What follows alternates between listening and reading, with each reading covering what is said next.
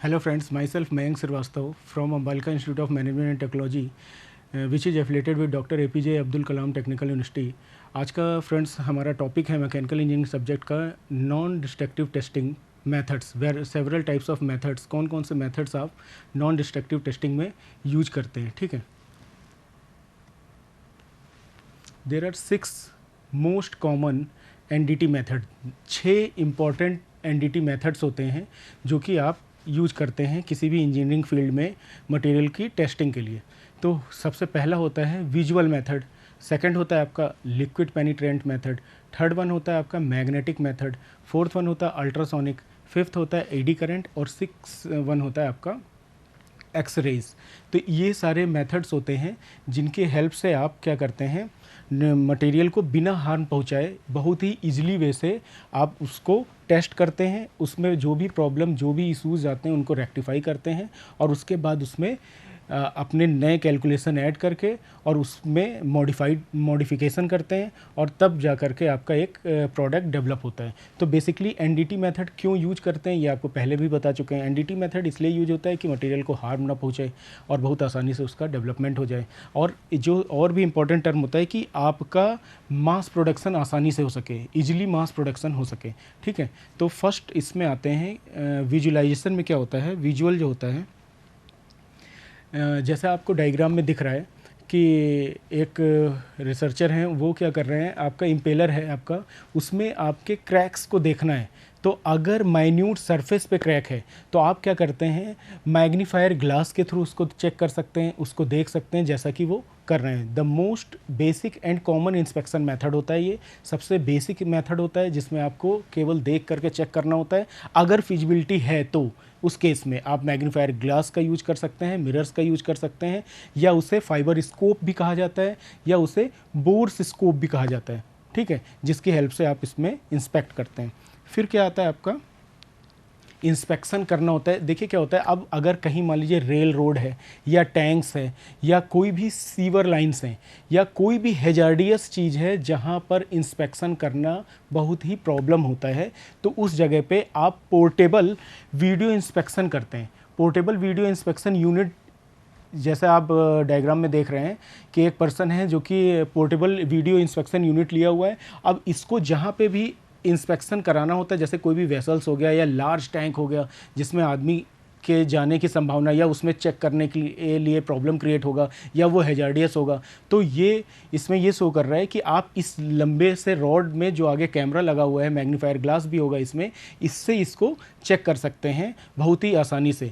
Severe lines हैं जहाँ पर अगर मान लीजिए आप देखिए एक्सीडेंट हो जाते हैं, लोग उसमें अपने जान को भी गंवा देते हैं, तो उन सब चीज़ों से बचने के लिए ये बेसिक मेथड्स हैं जो कि सबसे बेसिक होता है एनडीटी का, नॉन डिस्ट्रक्टिव टेस्टिंग का सबसे बेसिक मेथड होता है जिसमें आप इस चीज़ का यूज करते हैं। फिर उसके बाद एक और एग्जांपल है आपका robotic crawlers permits observation of a person in a hazardous और टाइट एरियाज़। हेजार्डियस या टाइट एरियाज़ में आपका ये रोबोटिक्स क्रॉलर्स यूज करते हैं। ये मैनमेड ही होता है, इसमें ये पूरे सेंसर्स के साथ लगा हुआ होता है, इसमें काफ़ी सेंसर्स होते हैं। और यूज कहाँ करते हैं, जो कि बहुत ही डेंजरियस जगह होती हैं या टाइट एरिया जहाँ पर आदमी के पहुँचना बहुत मुश्किल होता है, जहाँ पर छोटी जगह पे हो या बहुत हायर टेम्परेचर हो। अगर मान लीजिए फॉर एग्जांपल आज की डेट में अगर पावर प्लांट का एक एग्जांपल लेते हैं, तो अगर कहीं पर भी आपका मान लीजिए पावर प्लांट का बेड है, उसमें कहीं पे भी कोई भी इशू आ गया या लीकेज हो गया, तो क्या होता था, पहले क्या होता था, उसमें वेल्डिंग के लिए उसको ठंडा करना पड़ता था, शट डाउन करना पड़ता था। शट डाउन करने के बाद फिर उसमें आपका 24 घंटे बाद आदमी उसमें जाता था और उसके बाद उसकी वेल्डिंग करता था। तो वो बहुत ही टाइम कंज्यूमेबल प्रोसेस होता था और प्रॉब्लम क्रिएट होती थी। तो इस तरह की जितने भी डेंजरियस जगह होती हैं वहाँ पर अगर काम लेना होता है तो हम ये रोबोटिक आर्म्स का भी यूज करते हैं या रोबोटिक क्रवलर्स भी बोलते हैं इनको, इनका यूज करते हैं जो टाइट एरियाज़ में यूज हो या पाइपलाइन ऐसी हो जो छोटी हैं काफ़ी ज़्यादा, वहाँ पर मान लीजिए आपका ये रॉड नहीं जा पा रहा है या पोर्टेबल वीडियो इंस्पेक्टर यूनिट नहीं आ जा पा रहा है, तो छोटा सा रोबोट बनाया और उसमें सारे सेंसर्स लगाए। टच एंड प्रॉक्सिमिटी सेंसर्स होता है कि कोई भी चीज़ कितनी दूरी पे है, रेंज सेंसर्स होते हैं, तो ये सारे सेंसर्स इसमें लगा करके और इसको जो है मूव कराते हैं और उसके बाद जहाँ पर भी प्रॉब्लम क्रिएट होता है ये आपको इंडिकेट कर देगा और आपको पता चल जाएगा किस एरिया में फेल्योर के चांसेस हैं। तो ये जो पहले का जो टर्म था, तो उस समय क्या होता था, आदमी हाथ से देख करके विजुलाइज करता था। अब ये नए नए प्रोसेस आ गए हैं आज के अपडेटेड एरा में, और आप इन सब इक्विपमेंट्स के यूज से आसानी से जान सकते हैं कि कहाँ पर फेल्योर के चांसेस हैं मटेरियल में और कहाँ पर आप उसको रेक्टिफाई कर सकते हैं। तो ये बहुत ही ईजियर और सिंपलर मेथड होता है इंस्पेक्शन का, जो कि आपका विजुअल इंस्पेक्शन कहलाता है। ये भी बहुत इंपॉर्टेंट टर्म होता है आपका लिक्विड पेनिट्रेंट इंस्पेक्शन। लिक्विड पेनिट्रेंट से क्या मतलब, वर्ड से आप क्या समझ रहे हैं? लिक्विड पेनिट्रेंट मतलब कि कोई भी स्पेसिमेन को एक लिक्विड में पेनिट्रेट करा जाए। पेनिट्रेट मतलब डाला जाए, जैसा आपको डायग्राम में दिखाया जा रहा है कि ये आपका मान लिया टरबाइन का कोई भी पार्ट्स है, आपको इसको इसमें टेस्ट करना है। मान लिया टरबाइन ब्लेड है, वो कहीं पर भी इंटरनल क्रैक आ रहा है और आपको पता नहीं है, या सरफेस पे कहीं भी इशूज़ आ रहे हैं, तो उस केस में आप क्या करते हैं, उसको एक लिक्विड में पेनिट्रेट करते हैं। पेनिट्रेट करके मतलब उसमें थोड़ी देर के लिए डुबाते हैं। वो केमिकल होता है आपका, जो कि लिखा हुआ है liquid with high surface wetting characteristics. Liquid की एक कैरेक्टरिस्टिक्स होती है कि सरफेस को गीला कर देता है। Liquid with high surface wetting characteristics is applied to the surface of the part and allowed time to seep into surface breaking defects. मतलब कि कोई भी मटेरियल को जिसको टेस्ट करना है, स्पेसिमेन को एक लिक्विड में पेनिट्रेट करा गया और उसको प्रॉपर टाइम दिया गया पेनिट्रेशन का, कि वो उसको सोक कर ले, उसमें सीप आउट हो जाए, उसमें सोक आउट हो जाए प्रॉपर, और उससे क्या हो जाए, जितना भी जो भी ब्रेकिंग पे जो भी डिफेक्ट्स हैं वो उसके अंदर आपका लिक्विड पेनिट्रेट हो जाए, प्रॉपर चला जाए। उसके बाद क्या होता है इसमें, the extra liquid is remove from the surface of the part. उसके बाद क्या होता है, जो एक्स्ट्रा लिक्विड है सरफेस पार्ट से, उसको हम क्या करते हैं, रिमूव कर देते हैं, हटा दिया जाता है। फिर नेक्स्ट क्या होता है, a developer is applied to pull a trapped penetrant out. अब क्या करते हैं, जैसा आपको ये डायग्राम में दिख रहा होगा, डेवलपर क्या कर रहा है, उसको पुल आउट करा उस लिक्विड पेनिट्रेंट से, और उसके बाद उसमें क्या करते हैं, एक पाउडर की कोटिंग करते हैं, जो कि यहाँ डायग्राम में आपको दिखाया जा रहा है। एक जेट प्रेशर से पाउडर की कोटिंग कर रहे हैं। अब पाउडर की कोटिंग से क्या फ़ायदा होता है कि लिक्विड जहाँ पर क्रैक था सरफेस में, लिक्विड ने वहाँ पर प्रॉपर पेनिट्रेट हो गया है, सरफेस पूरा उसको क्रैक ने उसको पूरा एब्जॉर्व कर लिया है। अब उसके बाद नेक्स्ट स्टेप में आपको होता है, सरफेस को हम क्या करते हैं, एक्सेस लिक्विड को रिमूव कर देते हैं। उसके बाद अब क्या करते हैं, पाउडर को ट्रैप कराते हैं, पाउडर को डालते हैं, या आप क्या करते हैं, developer is applied to pull the trap penetrant out defect and spread it on the surface where it can be seen. मतलब कि पाउडर डालने से क्या होता है कि जब आप इसमें पाउडर डालेंगे तो जो भी लिक्विड अंदर पेनिट्रेट हो गया है वो पाउडर को भी एब्जॉर्व करेगा। जैसे ही वो पाउडर को एब्जॉर्व करेगा तो वो डिफ्लेक्ट होने लगेगा, आपको दिखना शुरू हो जाएगा कि कहाँ पर क्रैक है, क्योंकि लिक्विड से उतना प्रॉपर आपको समझ में नहीं आएगा। फिर उसके बाद क्या होता है इसमें, फिर नेक्स्ट स्टेप आपने इतना करा, अब फिर वही फर्स्ट स्टेप आ गया, इसको लिक्विड आ गया, लेकिन अब इसको पेनिट्रेट भी हो गया, उसके बाद पाउडर कोटिंग भी हो गई। अब क्या काम है, विजुअल इंस्पेक्शन, आपको उसको देखना है।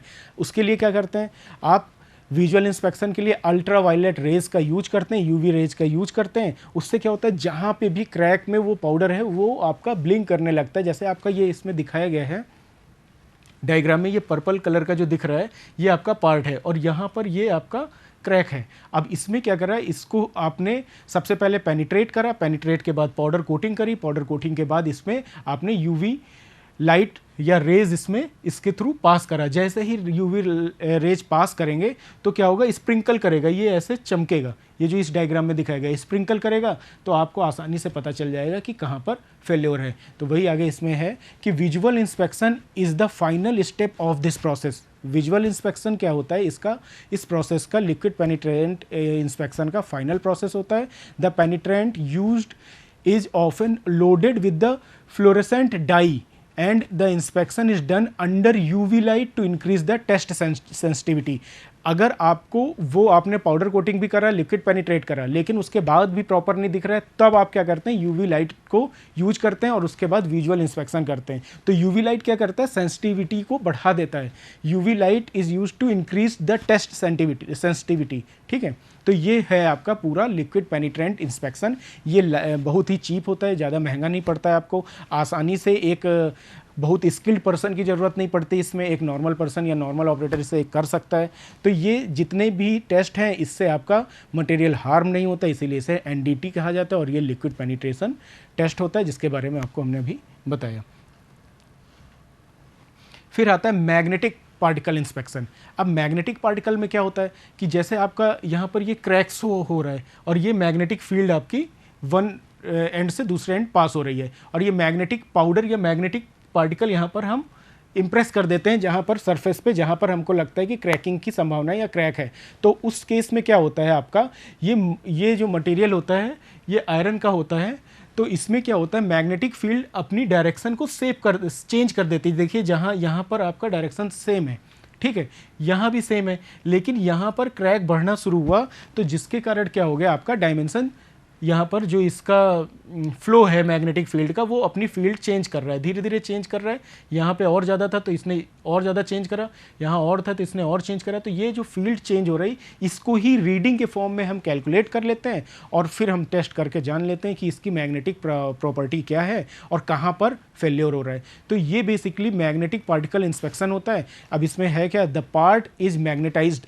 जब आपको इसमें इंस्पेक्शन करना होता है तो उस पार्ट को हाईली मैग्नेटाइज करा जाता है। फिर क्या होता है, finally mild iron particles coated. जो ये पार्टिकल ग्रीन कलर का होता है वो आयरन के फॉर्म में होना चाहिए क्योंकि मैग्नेटिक फील्ड उसी में फ्लो होती है, गुड कंडक्टर होता है वो मैग्नेटिक फील्ड का।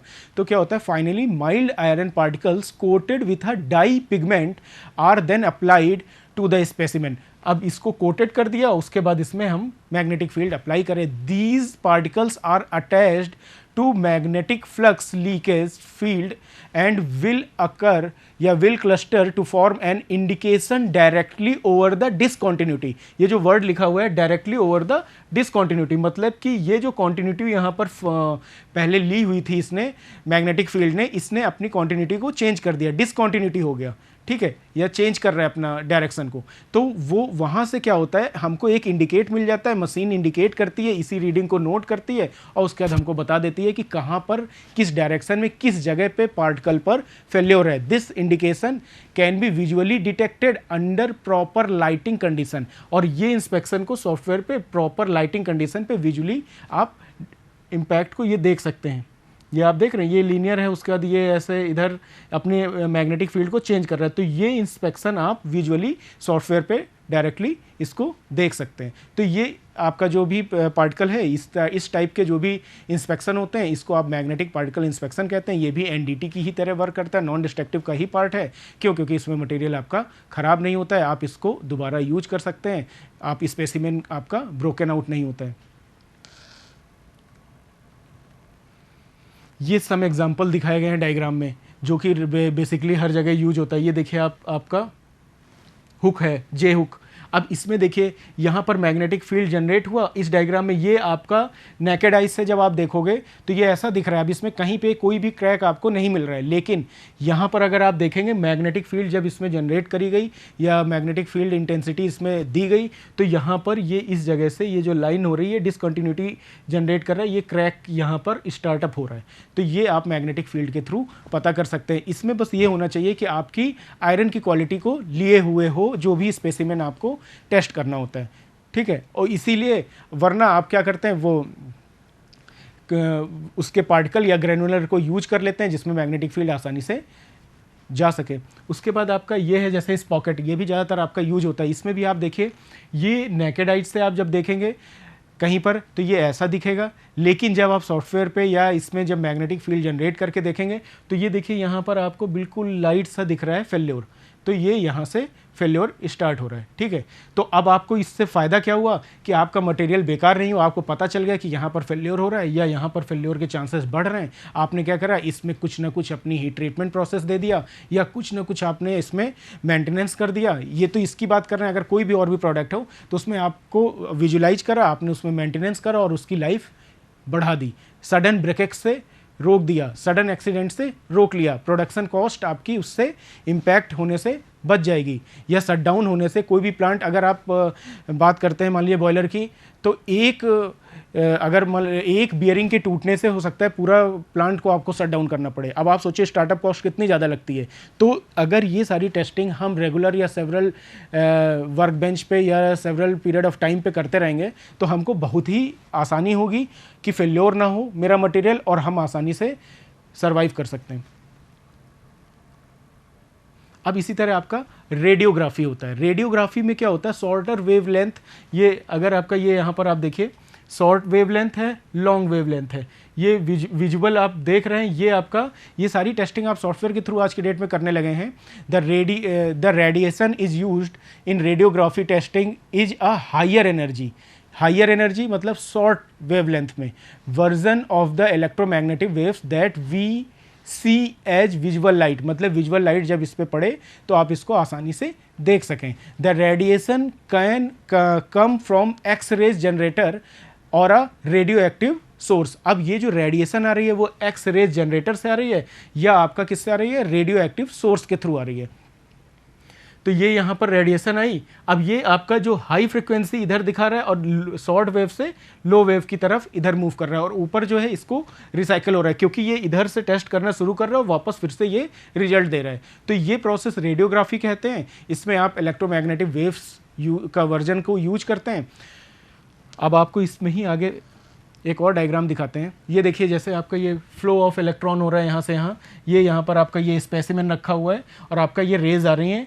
ये रेज कहाँ से, ये रेडिएशन हो रहा है, एक्स रेज आ रही हैं रेडियो एक्टिव सोर्स के थ्रू, ये रेडियो एक्टिव सोर्स के थ्रू। और उसके बाद ये जो आपका ट्रायंगल है, मान लीजिए यहाँ पर इस तरह का आपका कहीं पर भी अंदर क्रैक है, तो ये इसको पास ना करके इधर का वैल्यू आपकी डार्क लाइट की होगी और इधर की आपकी स्मॉल लाइट की होगी। तो आपको आसानी से समझ में आ जाएगा कि क्या प्रॉब्लम आ रही है और कहाँ पर। ये शैडो दे देता है आपको, प्रिंट आपको निकाल के दे देगा, उसके अकॉर्डिंग आप तुरंत समझ जाओगे कि कहाँ पर आपका मटेरियल फेल हो रहा है। आपको अगर और आगे हम इसको नेक्स्ट स्लाइड में दिखाते हैं और प्रॉपर,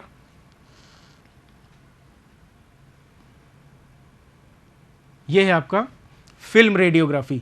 फिल्म रेडियोग्राफी में क्या होता है, the part is placed between the radiation source and a piece of film. एक पार्ट को रेडिएशन सोर्स और पीस ऑफ पार्ट के बीच में से स्टेबल कर देते हैं और उसके बाद क्या होता है, उसके ऊपर से रेज आप डालते हैं रेडियो फिल्म की। तो उसमें क्या होता है, अगर जो थिकर सरफेस होगा, आपको यहाँ पे समझा देता हूँ मैं कि ये जो है आपका मान लीजिए रेज आ रही है, ये आपका वर्कपीस है पूरा, जो डार्क ग्रे कलर का शो हो रहा है ये आपका वर्कपीस है। और ये क्या है आपका जो light grey X rays film है जिसके ऊपर इसका इम्पैक्ट आएगा। ठीक, अब क्या हुआ, यहाँ पर आपकी रेज आई, अब यहाँ पर बीच में अंदर आउटर सरफेस पे नहीं है, इनर सरफेस पे अंदर कहीं पर ये आपका एक क्रैक जनरेट हुआ। अब अगर इसको आपको समझना है या देखना है कि ये क्रैक कहाँ पे है कैसे, तो आपको विजुअल आइज से नहीं पता चलेगा, इंटरनल स्ट्रेसेस है या सॉरी इंटरनल क्रैक्स है। तो उसके लिए आप क्या करेंगे, फिल्म रेडियोग्राफी का यूज करेंगे, क्योंकि मटीरियल को हार्म भी नहीं करना है, एनडीटी को फॉलो करना है, इसलिए आप इसको फिल्म रेडियोग्राफी के को यूज करते हैं। ठीक है, अब इसमें क्या होता है, ये रेज आई, अब आप खुद ही देखिए जहाँ पर मटेरियल डेंस होगा वहाँ पर क्या होगा, रेज नीचे नहीं पहुँच पाएगी, फिल्म तक नहीं पहुँच पाएगी। और जहाँ पर मटेरियल यहाँ पर क्रैक्स नहीं है तो ये क्या करेगा, अलाउ कर देगा रेज को नीचे आने के लिए। तो जब अलाउ करेगा तो यहाँ पर रेज आएगी, तो जब इस फिल्म पर रेज आएगी तो वो डार्क कलर की होगी in comparison to that one. अब आपको हम आगे दिखा देते हैं, ये देखिए लेस एक्सपोजर और मोर एक्सपोजर, ये लिखा हुआ है लेस एक्सपोजर और मोर एक्सपोजर। मतलब कि ये जो है आपका मोर एक्सपोजर, मतलब यहाँ पर आपकी रेज आसानी से आ पा रही है। तो इसका मतलब ये जो रेडियोग्राफी फिल्म पे जो आपका डायग्राम बन रहा है वो किस चीज़ को डिनोट कर रहा है, वो इसी चीज़ को डिनोट कर रहा है कि यहाँ पर आपका फेल्योर का चांसेस बढ़ा हुआ है, इसीलिए आपकी रेज यहाँ से अलाउ कर रही हैं। तो ये इसको यहाँ पर आप देखिए, ये फिल्म में भी यहाँ पर डार्क हो रहा है इस जगह पे, अगर आप ध्यान से देखेंगे इतने एरिया में, तो उसी को वो यहाँ पर रिफ्लेक्ट कर रहा है क्रैक को। तो ये आपका डार्क शो होगा, डार्क क्यों शो होगा, इंटेंसिटी बढ़ जाएगी। और इस एरिया में ये डेंस है, सॉलिड है, यहाँ पर कहीं कोई क्रैक नहीं है। अगर यहाँ पर भी कोई क्रैक होता, मान लीजिए इस तरह का कोई भी एक क्रैक और होता इस तरह का, तो उस केस में यहाँ पर भी आपको रेज पास होती है और एक क्रैक का शैडो यहाँ पर भी ऐसे बनता और ये पूरा डार्क होता, ये पूरा डार्क होता। क्यों, क्योंकि रेज एक तरह से ये रेज पास होकर के पूरा यहाँ तक आ रही है। इस चीज़ को आपको रेडियोग्राफी के थ्रू बताया जाता है। अब इसमें जो लिखा है the part is placed between the radiation source and a piece of a film, radiation source और पीस ऑफ फिल्म के बीच में जो पार्ट प्लेस होता है, तो उसके बाद इसके ऊपर टेस्टिंग करते हैं। The part will be stop some of the radiation, अब जो पार्ट है वो रेडिएशन को बचाएगी, नीचे नहीं आने देगी, जिसके कारण कलर चेंज होगा, वही आपको शो करा गया। थिकर और मोर dense area will stop more of the radiation, जितना थिक होगा या जितना डेंस होगा वो रेडिएशन को उतना ही रोकेगा। फिर क्या है, ये जो यहाँ लिखा है the film darkness will vary with the amount of radiation reaching the film throughout the test object. ये जो डार्क है, ये क्रैक है, वो यहाँ पर आपका इम्पैक्ट आएगा तो आप समझ जाओगे कि इंटरनल में कहाँ पर क्रैक्स आ रहे हैं। तो ये पूरा आपका रेडियोग्राफी, फिल्म रेडियोग्राफी कहते हैं। तो ये भी आपका एनडीटी का ही पार्ट है, इसमें आपकी टेस्टिंग के थ्रू आपका पार्ट को हार्म नहीं पहुँचता है। ये और सम एग्जांपल्स लिए गए हैं रेडियोग्राफी इमेज के, ये सारे पार्ट्स हैं, माइक्रोचिप्स लगा हुआ है, ये देखिए आप इसमें यहाँ पर क्रैक्स आ रहा है, ये रेडियोग्राफी के ही थ्रू आप इसमें इमेज दिए और यहाँ पर ये डार्क हो रहा है, ये लाइट हो रहा है, तो इसका मतलब इमेज यहाँ पे पास हो रही है, जिसके कारण ये डार्क है, तो इसका मतलब क्रैक्स आ रहा है। इसी तरह ये चिप में भी यही फॉर्मेशन है, ये देखिए यहाँ पर भी यहाँ पर क्रैक्स है, ये सर्कुलर इसमें यहाँ पर लाइट है, ये डार्क है, तो इससे पता चल रहा है कि यहाँ पर भी क्रैक्स आ रहे हैं। तो ये सारे प्रोसेस आपको रेडियोग्राफी इमेजेस के थ्रू मिलते हैं। डायरेक्ट मशीन आपको इमेज देती है जिसके थ्रू आपको कोई भी प्रॉब्लम क्रिएट नहीं होता है। सेम इसी का एक नेक्स्ट प्रोसेस होता है ईडी करंट टेस्टिंग।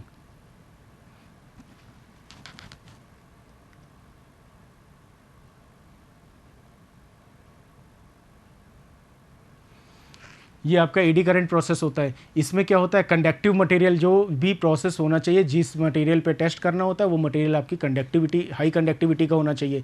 अब मैग्नेटिक फील्ड जनरेट करते हैं और उसके बाद यहाँ पर ये मैग्नेटिक फील्ड जनरेट हुई और उसके बाद यहाँ पर ये प्रोसेस ईडी करंट आपका यहाँ पर है। और इसके बाद क्या होता है, जहाँ पर ब्रेकेज होगा या जो भी होगा, इसकी रीडिंग ये ऑटोमेटिक, इस पर जब करंट आता है तो ये इसकी रीडिंग को फ्लैक्चुएट करके वहाँ पर शो कर देता है और इमेज पे सेम वही जैसे इससे पहले वाले प्रोसेस में था वहाँ पर आपको डिप्लीट करा देता है कि कहाँ पर क्रैकिंग होगी, किस जगह पे मटेरियल फेल होगा। तो इसे आप एडी करंट टेस्टिंग कहते हैं।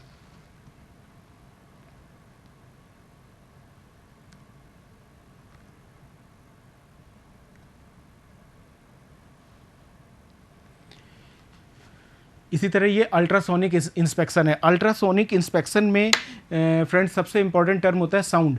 आप क्या करते हैं, किसी भी पार्टिकल पे अल्ट्रासोनिक वेज या फ्रिक्वेंसी को देखते हैं उसके साउंड के रिफ्लेक्शन से। मान लीजिए कोई भी पार्टिकल है, ये आपका एक पार्टिकल है, अब इसमें आपका साउंड को भेजा गया और उसका इम्पैक्ट देखा गया। अगर क्रैक होगा तो साउंड और डीप जाएगा और उसके बाद ऊपर आ जाएगा। आपको एक एग्जांपल दिखाते हैं, जैसे ये है आपका, यहाँ पर ये पार्टिकल है आपका, ये प्लेट है आपका, ये क्रैक है। अब इसमें क्या है कि हाई फ्रिक्वेंसी की साउंड वेव्स को इंट्रोड्यूस कराते हैं मटेरियल पे और उसके बाद क्या होता है, high frequency sound waves are introduce into a material and they are reflected back from the surface. मतलब कि हाई फ्रिक्वेंसी के जो वेव्स होते हैं उनको मटेरियल पे इंट्रोड्यूस कराते हैं और उसके बाद वो सरफेस पे बैक आती हैं, जो कि ये डायग्राम में अभी दिखाया गया है, अभी बताते हैं आपको। फिर क्या होता है, reflected sound energy is displayed versus time. अब वो जो साउंड एनर्जी होती है वो टाइम के अकॉर्डिंग, इसका जो ग्राफ बनता है साउंड एनर्जी का टाइम के अकॉर्डिंग रिफ्लेक्ट करता है। जो आपका पल्स जनरेट होती है वो साउंड के अकॉर्डिंग रिफ्लेक्ट करती है। And inspector can visualise a cross section of the specimen showing the depth of the features that reflect the sound. अब इंस्पेक्टर क्या करता है, या इंस्पेक्टर मतलब जो चीज़ उसको, जो इंसान उसको विजुलाइज कर रहा है, वो उसको विजुलाइज करता है कि कहाँ से कितनी दूरी से साउंड वापस आ रही है, कितना टाइम ले रही है, क्योंकि ये टाइम के रिस्पेक्ट में होता है। तो वही चीज़ यहाँ पर समझाया गया है इस डायग्राम में। अब आपका ये एक प्लेट है और इस प्लेट में क्या होता है, यहाँ पर क्रैक है। अब आपने क्या करा, हाई एनर्जी या हाई वेव्स आप साउंड की इसमें इंट्रोड्यूस करा रहे हैं। जैसे ही हाई साउंड इंट्रोड्यूस हुआ तो ये पहला वाला तो ये यहाँ से यहाँ गया और पूरा बैक टू द सरफेस हो गया।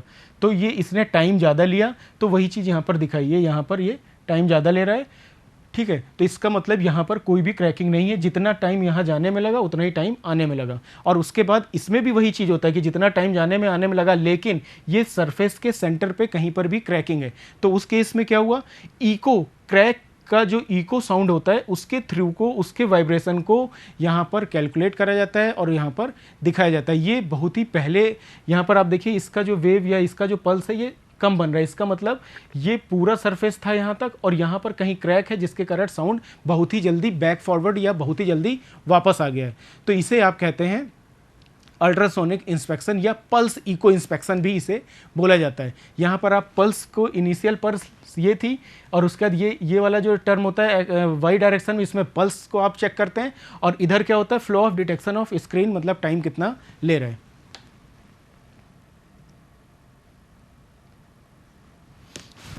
ये अल्ट्रासोनिक इमेजेस दिखाई गई हैं। High resolution image can be produce by plotting single strength और time to flight using a computer control scanning system. Computer control scanning system, ये देखिए यहाँ कंप्यूटर कंट्रोल स्कैनिंग सिस्टम के थ्रू स्कैन कराते हैं, चेक करते हैं कितना पल्सेस जनरेट हो रहा है। अगर पल्स जल्दी वापस आ रही है या कम लेंथ तय कर रही, इसका मतलब कहीं सेंटर पे आपका फेल्योर है, या अगर और कम तय कर रही तो इसका मतलब कहीं सरफेस पे ही है, और अगर तय नहीं कर रही या वापस जनरेट होकर के जल्दी नहीं आ रही है, टाइम ले रही है, इसका मतलब आपका मटेरियल बिल्कुल सेफ़ है, उसमें कहीं पे भी कोई भी फेल्योर के चांसेस नहीं है।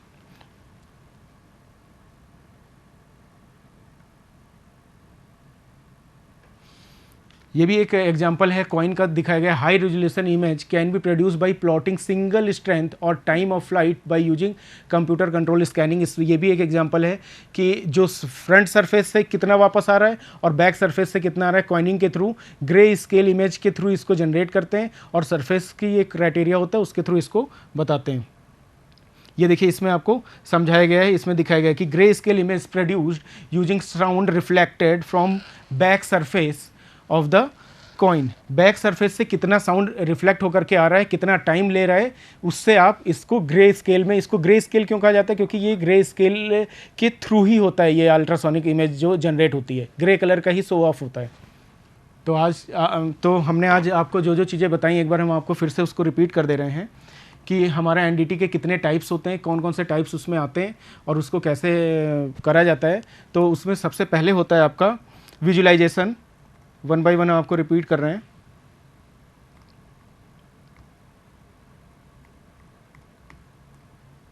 सबसे पहला होता है विजुअलाइजेशन, आप विजुअल इंस्पेक्शन के थ्रू उसको करते हैं। उसके बाद आपका आता है विजुअल इंस्पेक्शन में हमने आपको बताया था 3 टाइप्स के आजकल अरेंजमेंट आ गए हैं जिसके थ्रू आप अपडेटेड टेक्नोलॉजी यूज करते हैं, जिसमें आपका मैग्नीफायर ग्लास आ चुके हैं जो कि आप देख रहे हैं, उसके थ्रू आप करा जा रहा है। उसके बाद आपका स्टोरेज टैंक या बहुत ही कॉम्प्लेक्स जगह है जहाँ पर प्रॉब्लम आती हैं, वहाँ पर अगर कहीं पर भी हैजार्डियस जगह है वहाँ पर अगर करना है, जहाँ पर इंसान आसानी से जाने में मुश्किल पैदा होती है या उसको हार्म पहुँच सकता है, तो वहाँ पर आप यूज करते हैं। तो उसे आप पोर्टेबल वीडियो इंस्पेक्शन मशीन कहते हैं, यूनिट जो आपको डायग्राम में दिखाया गया। उसके बाद रोबोटिक्स आर्म या रोबोटिक्स क्रॉलर्स यूज करते हैं, इनके जहाँ पर आपका प्रॉब्लम क्रिएट होता है वहाँ पर आप ये रोबोटिक्स क्रॉलर्स यूज कर सकते हैं, क्योंकि इन पे इम्पैक्ट नहीं आता है in comparison to human body.